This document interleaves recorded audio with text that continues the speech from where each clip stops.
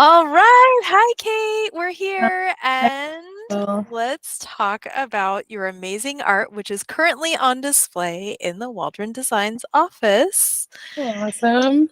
How did you start creating art, Kate? Oh, geez. Um, I think like most of us, I did my fair share of ashtrays and macaroni glitter creations as a young child. And honestly, I think one of the things that I've recognized in my lifetime is that we're all creative beings, that this is what we're here to do is to create. And it just uh, looks like art for some people, right? To some people's perspective. Yep. Um, Yep. Sometimes we paint, sometimes we make toast, sometimes we surf, whatever. I Uh, like that. Toast is art. yeah, I think everything is really if we allow ourselves to kind of be open to that possibility. So for me, I think like most of us, as a young kid, we kind of get let loose with a bunch of stuff and we go for it and we don't have there's no judgment, there's no fear, there's no doubt. And then that kind of gets squished out of us a little bit, and then I came back to the realization about 10 or 15 years ago that I needed a medium that I just didn't have access to. And so I just started like, oh, I like that color, I like canvas, I like gems and stones, I like this, I like that. So I just kind of went for it, and slowly and surely kind of dropped the veneer of what the culture tells you is art and how you're supposed to do it. And I was also working at the time with kids and grief, adults and trauma, and recognizing that, you know, they needed an outlet that they didn't have access to. And every single adult that I worked with basically said, I'm not an artist. I can't do this. And I was like, that's not what this is about. So, and ultimately in the end, they were able to process what they needed to process with it. So for me, I was kind of doing the same thing. I became chronically ill and I needed an outlet. So yeah. I love that. I love that. I love that what you said about how people will say they're not an artist. And I think that everyone thinks they're not an artist until they discover that really they are. So I think that's a beautiful, beautiful thing to notice. Okay, and so I'm going to ask a spontaneous question that you made me think of and be annoying. But we were talking about you were talking about projects that you do as a child and all the ashtrays. And are there any of those that stick out in your memory as like, oh, that was my favorite little kid craft project? Oh, it's so funny that you asked that because I have one still somewhere. He's hiding here somewhere. He was one of my favorites, but I think my favorite, which unfortunately I don't still have, was it was made out of clay and it was a wide open mouth. So it was just like flat and it was Uh-huh. lips and teeth, and I loved it. Oh, really cool. Like an actual mouth, not just like a mouth of the vessel, but No, it was a literal mouth, and it that's was really cool. awesome. So, That sounds like a lot of fun. Well, it- I one thing that I've always loved about your art is that it is not literal, is that it's very abstract in nature. You look at things and I look at your art and I see it's not it's not a painting of something necessarily, it's a painting of a feeling. And I don't know if that's necessarily what you're going for, but when I look at it, I'm like, that's my happiness right there on a canvas. And over here's my anger. And wow, that's amazing how you just captured that on a piece of canvas. So, wow. what, Mm. which makes me wonder, what is your muse when you paint? Is it your feelings or is it nature or where do you get that from? Well, first of all, I love that it has that effect for you. I mean, I just adore that. And that's kind of the point. I mean, for me, is to allow everyone to experience whatever they happen to experience while looking at it. And I think for me, the more I do this, the more I recognize, feelings are interesting. And I don't necessarily know that they're guiding me. It just feels more intuitive. And I think I just came across this quote and I will totally mangle it, but it was basically something along the lines of, if you create something, if you write something, whatever that creation might be, you're never doing it alone, right? You're always accompanied by something, someone, Hmm. whether that be the actual earth that you are inhabiting or whatever. So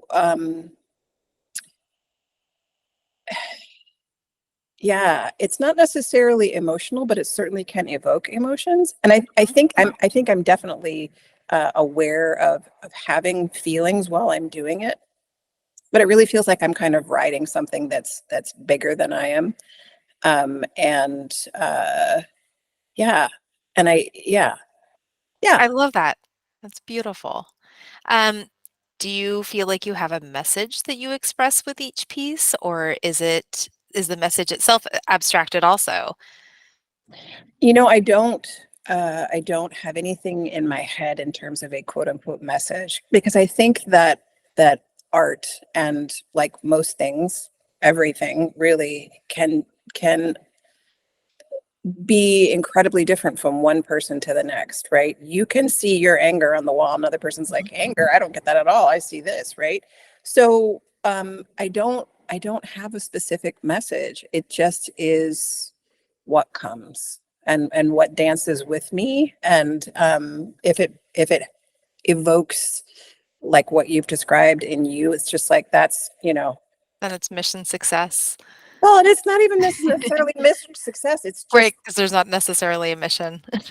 no, there's really no mission, but it's just it's I think for me, it's all about relationship, right? We're constantly in relationship to everything around us. And this is one of the ways in which we as humans communicate. So if you see it and you feel X, Y, or Z, then that's, you know, That's my communication yeah, from exactly. you. And yeah, I love that. It's our way of gosh, I'm thinking of like light reflecting on mirrors and things like that, and the way that that's you're the light that's bouncing off my mirror. Oh, wow. That's How so cheesy sweet. was that? Oh, it's lovely. I like cheese. I'm full of cheesiness, just anytime you need it. Awesome. We'll call you when Who I'm in cheese. what's that? I will call you when I'm in need of cheese. Oh gosh, I'm full of it. Who are your biggest influences? Who That's a really good question. I don't, I'd say my biggest influences are our relationship, our nature, our, you know, humans, our trees, our, I mean, it comes from everywhere. I don't necessarily um, follow or try to emulate any particular artist. I think that to me feels like that you're getting stuck in a little bit of a frame when you do that. And Mhm. me, with the whole process of doing this is being kind of out being able to be outside of that frame, to feel expansive and to allow whatever wants to come in or to dance or to play gets to I do love so. that. I love that. I can't tell you how many people will bring up some famous interior designer to me, and I'm like, I don't know who that is, and I don't pay attention because I want to design what I want to design. I think Right? that's lovely. Yeah. Um, so when you do a painting or jewelry or whatever your next amazing art project is going to be, do you sit down in the same place each time to do that? Do you go outside, inside? Do you have a studio space that you use? Mhm. I don't have a designated studio space. I basically, you know, like the kitchen table is someplace that I often work. When I'm working on bigger pieces, I have to work outside just because of the paints that I'm working with, and I it's hard for me to be enclosed with those just because of my own health reasons. So I work a lot outside, like on my deck. I love that. And then that probably gives you more inspiration too, just being surrounded by the beauty of nature and having fresh air and Oh yeah, for sure. Well, it's an invitation for more beings to be present, right? In the Mhm, process. Yeah.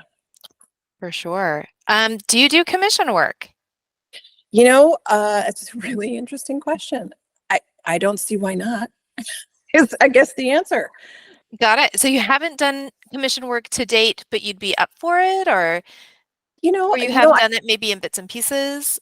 I don't think I've, you know, it's funny. My mother would say that I do commission work for her all the time. There are often pieces that never leave the house because my mother's like, nope, I want that one. So, but probably technically, I would say that I probably haven't done a commission. Yeah.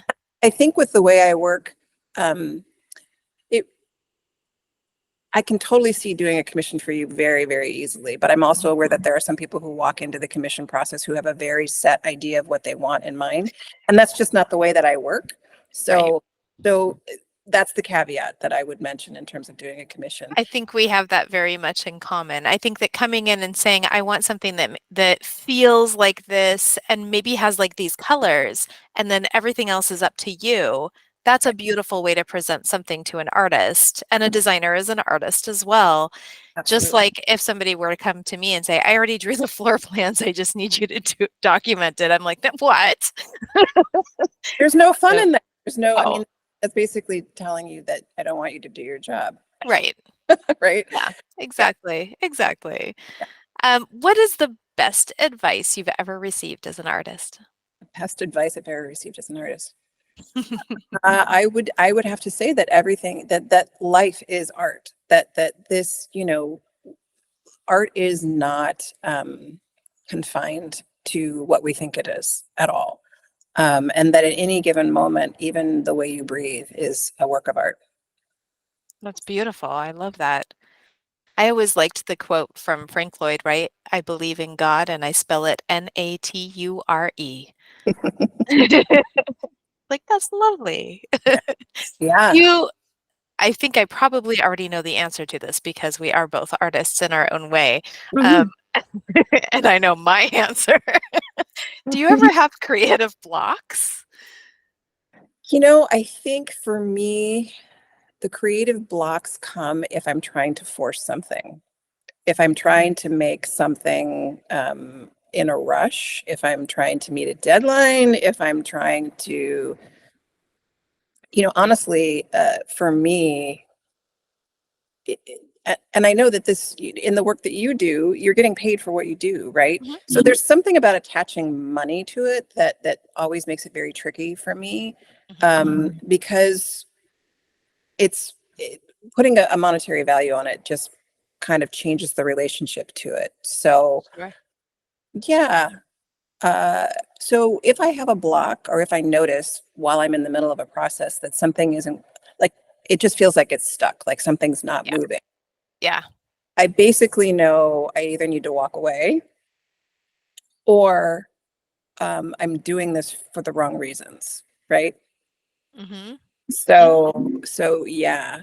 I So love that, and it's really interesting because I think that every creative has a block of some sort at some point, sure. and I have the opposite reaction because I am getting paid. For me, it's very monetarily based, like, you paid me, I've gotta get this work done, and so therefore, for me, breaking through it is forcing myself to do it, Yeah. where your way of breaking through is to give yourself a break, and I love that.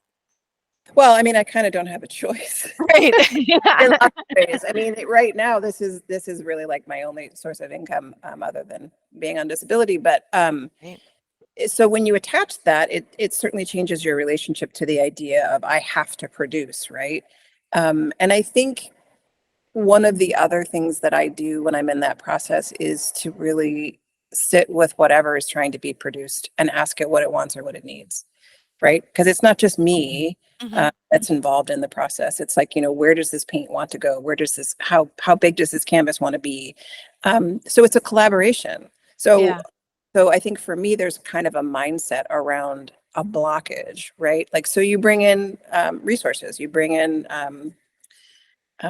muses or entities or whatever that can, because I think blocks can be, um,